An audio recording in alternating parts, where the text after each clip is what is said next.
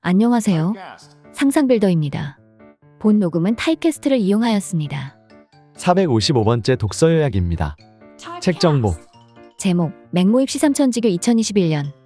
저자 신상우, 유한상, 박정민, 황승빈, 신희중, 이택순 공저. 출판일 2021년 7월 27일. 저자 소개. 생략합니다. 책 소개. 맹모 삼천지교란 말은 환경의 중요성을 말하는 대표적인 말이다. 맹자의 어머니가 자식을 위해 3번 이사했다는 뜻으로 어머니가 자식을 훌륭하게 가르치기 위해 노력하는 것을 비유하거나 인간의 성장에서 환경이 중요하다는 것을 가리키는 말이다. 그래서 어머니의 교육에서의 역할을 강조한 맹모입시 삼천지교가 탄생한 것이다.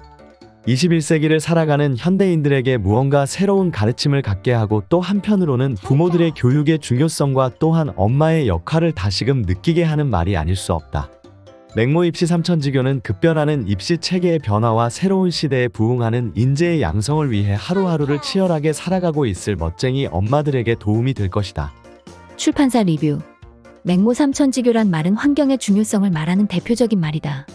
맹자의 어머니가 자식을 위해 3번 이사했다는 뜻으로 어머니가 자식을 훌륭하게 가르치기 위해 노력하는 것을 비유하거나 인간의 성장에서 환경이 중요하다는 것을 가리키는 말이다. 그래서 어머니의 교육에서의 역할을 강조한 맹모입시 삼천지교가 탄생한 것이다. 어원을 보자면 맹자가 어렸을 때 일찍 아버지를 여의자 어머니 장씨는 수절을 했다. 유지 근처에서 살았는데 맹자는 장사를 지내는 일이나 앉았다 일어났다 하며 우는 것을 흉내냈다. 어머니는 이곳은 아이를 살게 할 곳이 못 되는구나 라고 말하고 그곳을 떠나 시장 근처 도살장이 가까운 곳에 집을 정했다. 맹자는 장사하는 것과 도살하는 일을 흉내냈다. 어머니는 또 이곳 역시 아이를 살게 할 곳이 못 되는구나 라고 말하고 이어 학교 옆으로 이사를 했다. 매월 초하루가 되면 관원들이 문묘에 들어와 예를 행하고 무릎을 꿇고 절을 하며 읍하고 사양하며 나아가고 물러가는 예를 행했다. 맹자는 그것을 보고 일일이 익히고 기억했다. 맹자의 어머니는 이곳은 정말 아이를 살게 할 만한 곳이구나 라고 말하고 드디어 그곳에 살았다. 21세기를 살아가는 현대인들에게 무언가 새로운 가르침을 갖게 하고 또 한편으로는 부모들의 교육의 중요성과 또한 엄마의 역할을 다시금 느끼게 하는 말이 아닐 수 없다. 이 책을 통해 급변하는 입시 체계의 변화와 새로운 시대에 부응하는 인재의 양성을 위해 하루하루를 치열하게 살아가고 있을 멋쟁이 엄마들에게 도움이 됐으면 한다. 책에서 얻은 내용. 2022 입시 주요 특징은 다음과 같다. 1. 전체 모집 인원 중 정시 선발 인원의 증가. 2020학년도 전체 모집 정원은 34만 6,553명으로 수시 모집에서 전체 모집 인원의 75.7%를 선발하고 정시 모집에서 24.3%를 선발한다. 2. 학생부 위주 전형의 선발 비율 소폭 감소.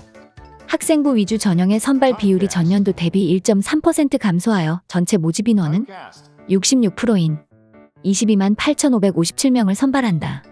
3. 수시 모집은 학생부 위주, 정시 모집은 수능 위주 선발. 핵심 전형 요소 중심으로 표준화된 대입 전형 체계에 따라 수시 모집은 학생부 위주, 정시 모집은 수능 위주로 선발한다. 수시 모집 인원 26만 2,378명 중 86.9를 학생부 위주 전형으로 선발한다.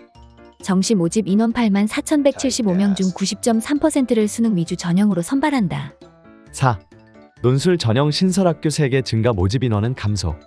논술 전형은 36개교, 11,069명 선발. 5. 고른 기회 전형 모집 인원 및 선발 비율 지속적인 증가.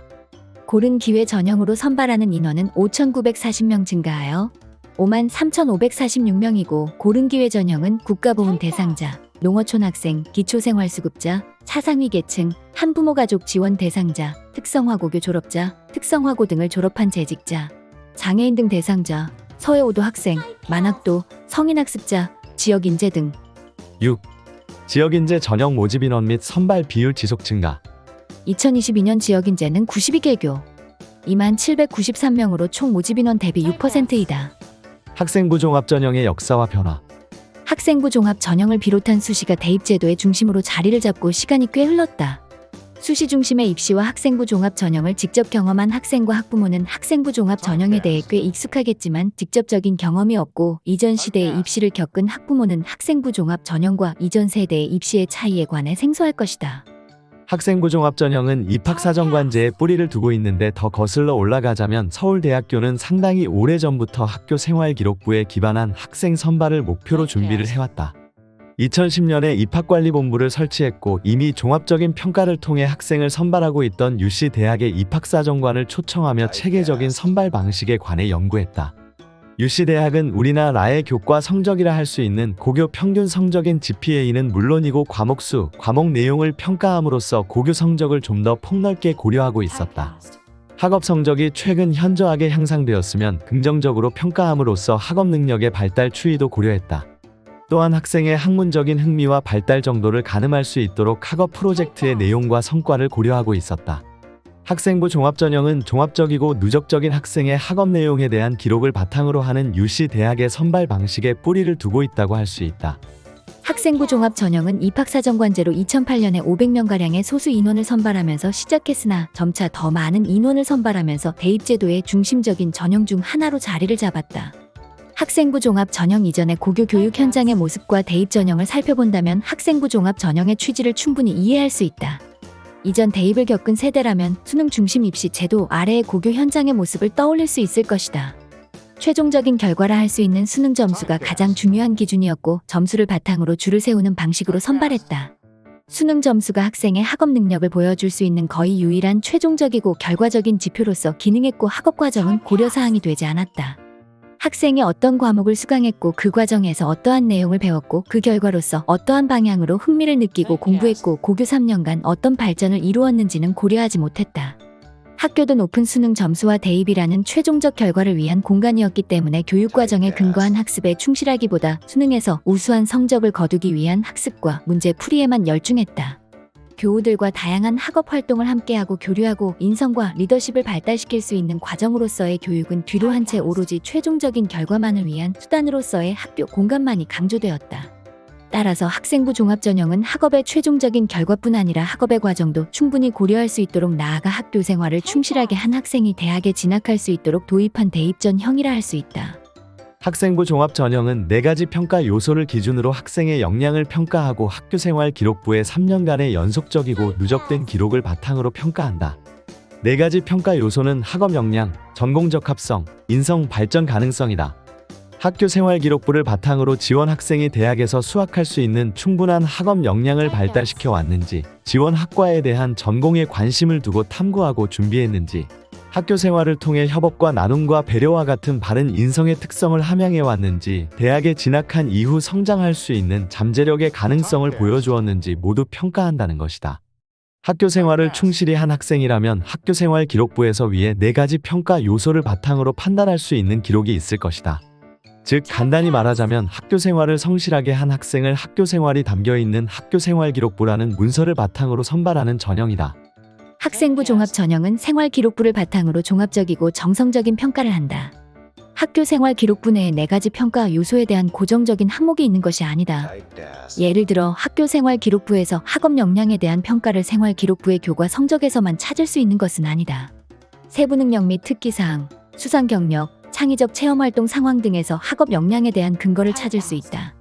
전형의 이름이 가리키는 것처럼 학생부를 바탕으로 종합적으로 평가한다.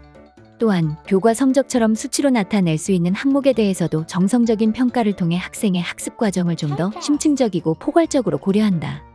교과 전형을 통한 선발에서 성적의 최종 지표인 등급을 바탕으로 교과 성적을 정량적으로 평가한다. 하지만 학생부 종합 전형의 경우 교과 성적 등급뿐만 아니라 원점수와 집단 평균, 이수자수, 편차와 같은 다른 지표도 함께 판단하고 이수 과목도 고려한다. 학생부 종합 전형이 교과 성적에 대한 정량적인 평가를 바탕으로 학생을 선발하는 교과 전형과 비교할 때 내신 성적이 조금 낮다 하더라도 다른 평가 요소를 바탕으로 합격을 도모할 수 있는 여지가 있다. 그렇지만 교과 성적이 중요하지 않다는 의미는 아니다. 학교 생활의 성실성과 학업 능력을 가장 잘 반영할 수 있는 지표가 교과 성적인 만큼 교과 성적 관리를 우선으로 하면서 학교 생활 기록부의 나머지 항목에 대한 관리가 필요하다. 학생부 종합 전형의 개념과 학교 생활 기록부의 중요성. 교과 성적과 수능 점수 위주의 학생 선발은 오직 기계적 점수 합산 방식으로 합격과 불합격이 결정된다. 이러한 학생 선발 방식은 평가의 공정성과 객관성을 확보하는 측면에서 장점을 보이는 것이 사실이다.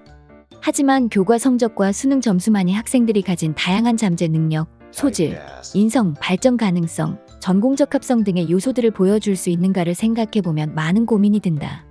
이러한 고민의 결과로 다양한 능력과 소질을 가진 학생들의 가능성과 그 역량을 평가하여 대학교 신입생을 선발하여 입학생의 다양성을 확보하기 위해 학생부 종합 전형이라는 정성적 평가 방식을 도입하게 되었다.